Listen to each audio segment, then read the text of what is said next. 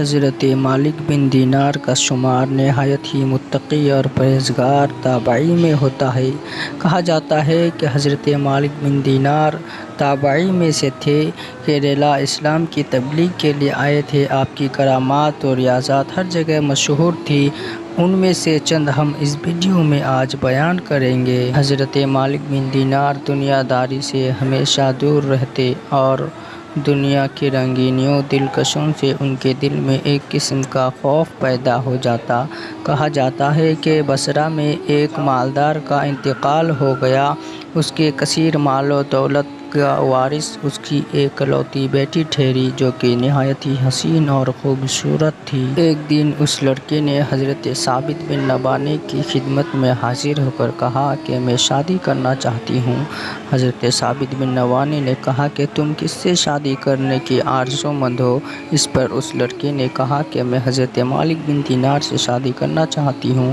وہ نہایت ہی متقی اور پرہیزگار اور دیندار ہیں۔ میں اس لیے ان سے نکاح کرنا چاہتی ہوں تاکہ وہ میرے دینی کاموں میں مدد کر سکے۔ یہ پیغام مالک بن دینار کے پاس پہنچاتے ہیں۔ وہ اس پر کہتے ہیں کہ میں دنیا کو طلاق دے چکا ہوں۔ چونکہ دنیا میں عورت بھی شامل ہے اس لیے طلاق شدہ عورت سے نکاح جائز نہیں۔ یہ ایک حقیقت ہے۔ اللہ تعالیٰ کی اگر نظر کرم ہو جائے تو بڑے بڑے گنہگار اور پاپ کرنے والے بھی نیکوکار اور پرہیزگار بن جاتے ہیں۔ روایت میں ہے کہ حضرت مالک بن دینار کے پڑوس میں ایک بد قسمت کا آدمی رہتا تھا جس سے لوگ بہت ہی پریشان رہتے تھے۔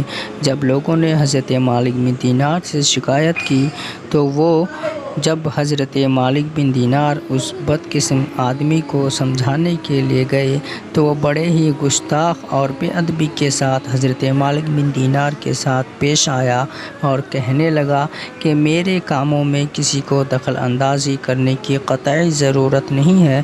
میں اپنے کاموں کا خود ہی ذمہ دار ہوں۔ اس کے بعد حضرت مالک بن دینار کہتے ہیں کہ میں بادشاہ سے شکایت کر دوں گا۔ اس کے بعد وہ بد قسم کا آدمی کہتا ہے کہ بادشاہ نہایت ہی نرم دلی اور نرم مزاج کے ہیں۔ پھر حضرت مالک بن دینار کہتے ہیں کہ میں اللہ تعالیٰ سے شکایت کر دوں گا۔ وہ بد قسم کا آدمی کہتا ہے کہ اللہ تعالیٰ تو اس بادشاہ سے بھی زیادہ نرم مزاج اور رحم دل کا ہے۔ اس نوجوان کی بات سن کر حضرت مالک بن دینار واپس چلے جاتے ہیں، لیکن چند روز کے بعد پھر لوگ دوبارہ اس نوجوان کی شکایت کرتے ہیں۔ اس کے بعد مالک بن دینار اس نوجوان کو دوبارہ نصیحت کرنے کے لیے جاتے ہیں تو راستے میں ایک غیب سے آواز آتی ہے، اے مالک بن دینار تم میرے دوست کو پریشان نہ کرو۔ یہ آواز سن کر مالک بن دینار حیران اور پریشان ہو جاتے ہیں۔ جب اس کے پاس پہنچتے ہیں تو مالک بن دینار کہنے لگتے ہیں کہ اے نوجوان میں اس غیبی آواز کے بارے میں تم سے پوچھنے آیا ہوں۔ یہ بات سن کر وہ نوجوان خود حیران اور پریشانی میں پڑ جاتا ہے۔ اس کے بعد وہ نوجوان معصوم سا چہرہ بنا کر کہتا ہے، اگر ایسا ہے تو میں اپنے تمام مال و دولت کو خدا کی راہ میں قربان کرتا ہوں۔ چند روز کے بعد وہ نوجوان اپنا تمام مال و دولت خدا کی راہ میں صدقہ و خیرات کر دیتے ہیں اور نامعلوم سمت کی جانب نکل پڑتے ہیں۔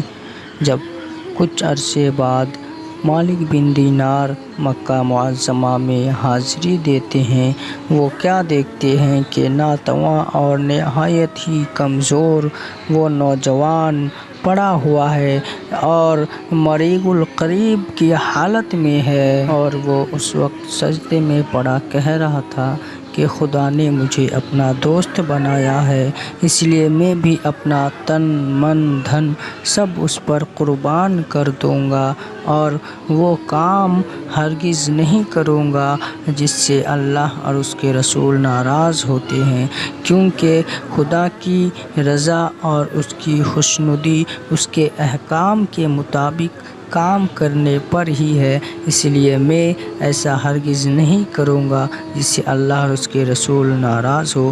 یہ کہہ کر اسی وقت وہ نوجوان فوت ہو جاتا ہے۔ حضرت مالک بن دینار جب ایک مرتبہ بیماری سے صحت یاب ہوئے تو کسی کام کے سلسلے میں لڑکھڑاتے ہوئے نہایت कमज़ोर हालात में बाज़ार की तरफ गए। हुस्ने इत्तिफाक से उसी रास्ते से बादशाह सलामत की सवारी आ रही थी और हज़रत मालिक बिन दीनार उसी रास्ते पर खड़े थे।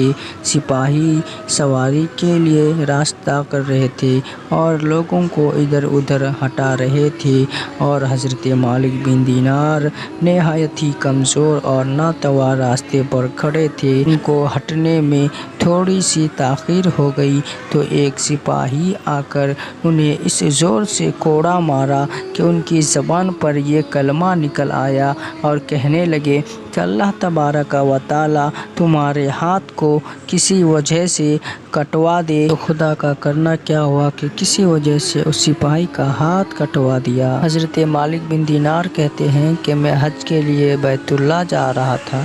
रास्ते में एक आदमी से मुलाकात हुई।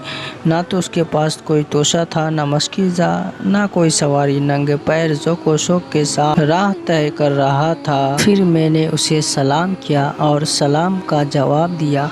मैंने कहा, ऐ नौजवान, कहाँ से आ रहे हो?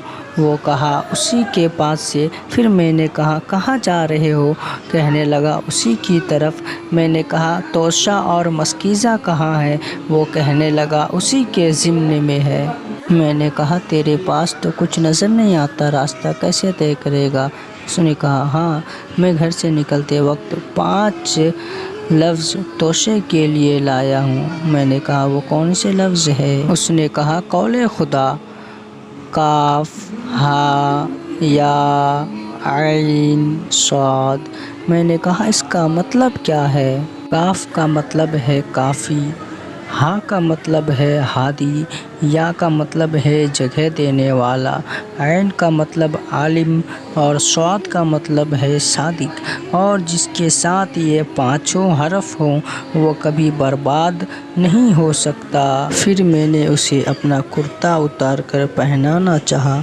उसने कहा, ऐ शेख, दुनिया के हलाल चीज़ में हिसाब होगा और हराम चीज़ में अज़ाब होगा। फिर सब लोग लब्बाइक कहने लगे। मैंने उसे लब्बाइक कहते हुए नहीं देखा तो मैंने कहा, ऐ नौजवान, तुम लब्बाइक नहीं कहते? उसने कहा, मैं लब्बाइक तो कहना चाहता हूँ, अगर अल्लाह की तरफ से इनकार आ जाए तो। हज़रत मालिक बिन दीनार 40 साल बसरा में रहे, लेकिन 40 साल में उन्हें कभी खजूर खाने की रग़बत ना हुई। जब कभी खजूर के बारे में बात की जाती तो हज़रत मालिक बिन दीनार कहते, है बसरा वालों, मेरे खजूर ना खाने से मेरे पेट कोई कम ना हो गया और तुम्हारे खजूर खाने से तुम्हारा पेट कोई बड़ा ना हो गया।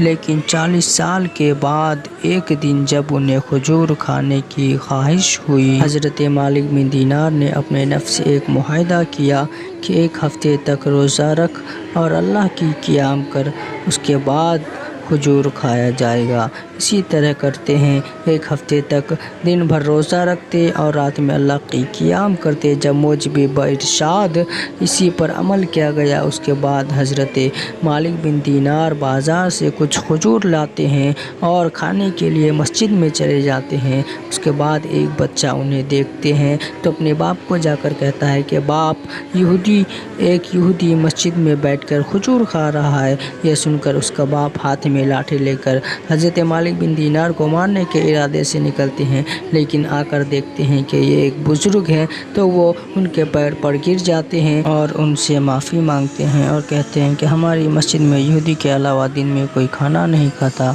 अल्लाह ताला हमें क़ल्ब सलीम